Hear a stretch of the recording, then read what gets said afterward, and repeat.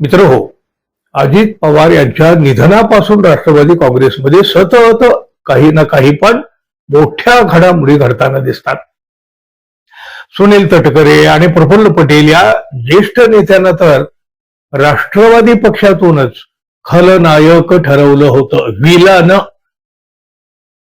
अजितदादांच्या पश्चात त्यांचा पक्ष हायजॅक करण्याचा प्रयत्न या दोन नेत्यांनी केला होता, असे सुद्धा आरोप झालेले आहेत.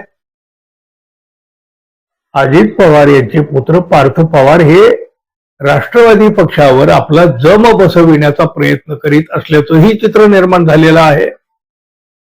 राष्ट्रवादी काँग्रेसवर फक्त आणि फक्त पवार कुटुंबाचंच वर्चस्व लादण्यासाठी सुनेत्रा पवार यांनी प्रफुल्ल पटेल आणि सुनील तटकरे यांच्या पदांना कात्री लावली होती, असं सुद्धा म्हटलं गेलेलं आहे. पण ते झालं. कुठल्याही कारणानं असो, पण या दोन नेत्याची नावं, त्यांची पदं सुनेत्रा पवार यांनी वगळलेली तर होती. प्रफुल्ल पटेल आणि सुनील तटकरे हेच पवार कुटुंबियांच्या टार्गेटवर होते. त्यामुळं राष्ट्रवादीवर पूर्णपणे पवार कुटुंबियांची पकड राहणार असं चित्र निर्माण झालेलं होतं.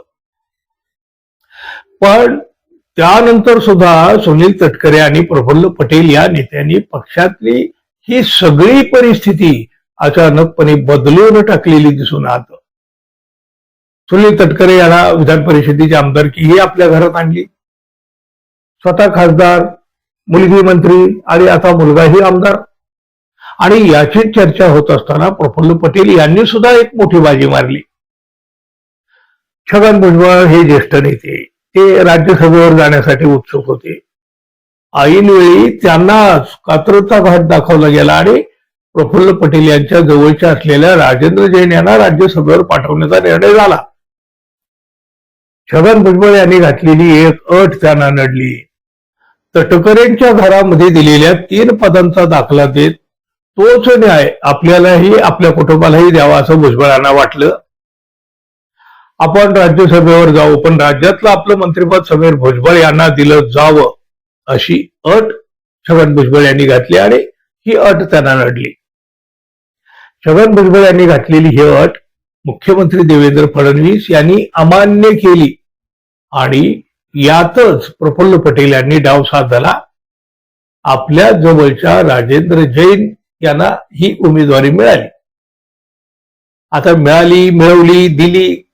बघा, छगन भुजबळ यांना मात्र पुन्हा एकदा कात्रचा घाट दाखवला गेला. त्यामुळे छगन भुजबळ हे सध्या प्रचंड राहणार आहेत.